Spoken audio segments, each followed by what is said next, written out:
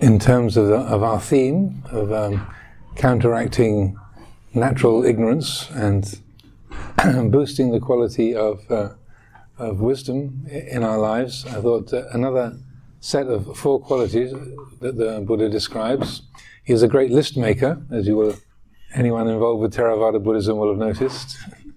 Much less well known than the 4 Noble Truths is that the 4 qualities conducive to stream entry. So this is, stream entry is the first level of enlightenment, and so when that level is reached, then total enlightenment is guaranteed at some point in the future. And there's a kind of irreversibility, so the turning point of spiritual practice in terms of the Buddhist understanding of things. So the 4 qualities conducive to stream entry, first of all, is drawing close to good people, sa purisa sang seva, in another very long Pali word. Sa meaning true or good, purisa meaning person, sang means together, seva means to associate. So drawing close to good people, to well-rounded people. So just like today, spending your Saturday not watching the Olympics, or other things we can do with a Saturday, to gather together, to look at your heart, your mind, your spiritual life, to draw close to other good-minded, good-hearted, like-minded people. This is, I would say, a good example of Satpurisa Sangseva. So that's the first element. The second one is listening to valuable and reliable teachings. Dhamma savana is a Pali. So putting your attention onto spiritual teachings that are reliable, that are liberating, that are beneficial, that bring about well-being in yourself and others. The third is wise reflection, yoniso manasikara. So that's a big topic in its own right. You could spend not just a day, you could spend a week just on yoniso manasikara. This means wise reflection, using our capacity to explore, to investigate, to recognize the patterns of nature.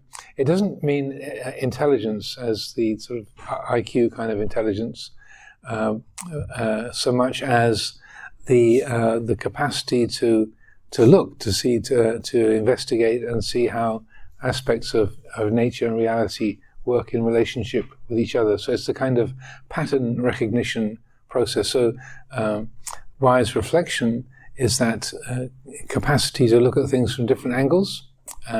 So it's somewhat related to what we would think of as intelligence, but I would say it's much more well-rounded than that.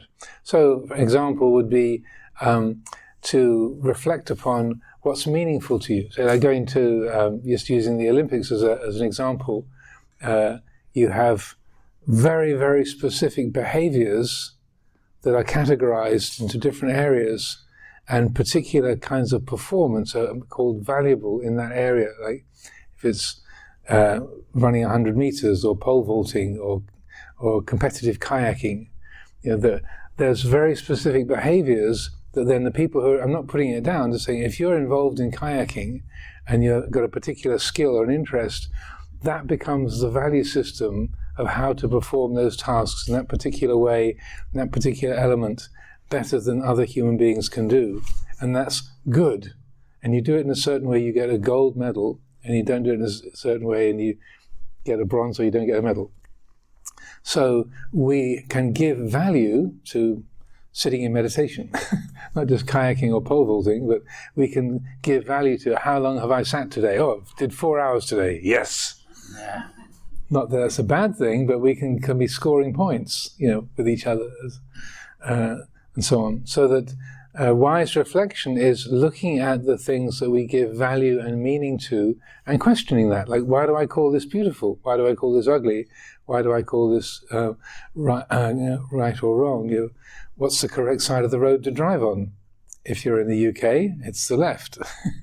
If you're in, say, in France, it's on the right. What's the correct side of the road to drive on? So we can explore and examine the different value systems that we create within ourselves and challenge those. And often what's blocking wisdom, or what is helping us to not wake up, is ardently believing in our opinions and our conditioning. Oh, this is good, this is bad, this is delicious, that's disgusting. That's a beautiful colour, that's an ugly colour. And we take those judgments, again, that we make hundreds of times a day, as absolute realities. So wise reflection is that capacity to say, well, why do I think that's true? Or, yeah, it's beautiful to me, but to somebody else, it could be something different. Or, that's delicious to me today, at this moment, but it's not always delicious. If I'm unwell or if I'm full already, it stops being delicious. A very easy example, this hasn't been a dining room today, I don't think, but when you're hungry and you're sitting in a place and food is being prepared, the smell of food is interesting. It's like, ooh. Right? Again, I'm not reading anybody's mind. This is how we tend to be. If you already had some food and your stomach's full, and you would smell exactly the same smell, this place really stinks. Can we open some windows and let some air in? Same smell, but it's not the same smell because it's experienced completely differently. So the wise reflection, yoniso manasikara, is that, oh, look at that. When I'm hungry, I call it good. When I'm full, I call it no good. Aha, look at that. So it's the look at that quality that is yoniso manasikara. And then the fourth of the four qualities conducive to stream entry is one of the themes I was talking about this morning, practicing Dhamma in accordance with Dhamma. Another really long Pali word, Dhamma Dhamma Patipada. So what we usually do, for most of us, is we practice Dhamma, if we're in this field, in accordance with self-view, what I should be doing, me following the instructions I have been told by that person I respect and I think they've got it all right. This is what I should be doing. This is what I need to cultivate. This is what I need to get rid of. So you think, you went at face value, they said, well, yes, I do need to concentrate and I do need to let go of my distracted thoughts and I do need more wisdom and compassion and kindness. I do. What's wrong with that, Ajahn? But it's the I-making and mind-making element. That's what makes it practicing in accordance with self-view. So many of us, I would suspect, put a lot of effort over many years into meditation, and we can feel frustrated or disappointed, like, oh, I've been watching my breath for like 30 years. Still keeps going in and out, and I'm not getting anywhere. Because it's not because of the breath, and it's not because of the lack of sincerity or effort, it's because you're there.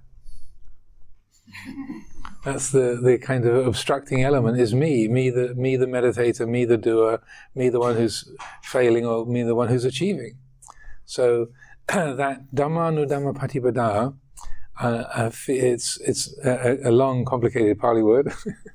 Practicing Dhamma in accordance with Dhamma. So as I was saying at the end of the guided meditation, it's really getting a feel for how direction can be given and effort can be made free of self-view, free of I-making and mind-making. And that's a kind of, it's like learning a musical instrument or a language. It's like you can work at it and work at it and work at it, and suddenly, oh, I think I made a sentence and it sounded like it was the right pronunciation. Wow. Or that you're learning a musical instrument and, oh my goodness, that was in tune. Oh, look at that. It takes a lot of practice, a lot of effort to get a sense of how that works, what the feel, what the tone of that is. But I would say that's extraordinarily important, because if there can be a learning of how to practice and put forth effort and engage, when it's guided by mindfulness and wisdom, by awakened awareness is the guiding and driving force in the practice, then even if there's a lot of sincerity, a lot of effort and intensity, it's not stressful, it's not burdensome, it's not limiting. There isn't an I-making and mind-making involved.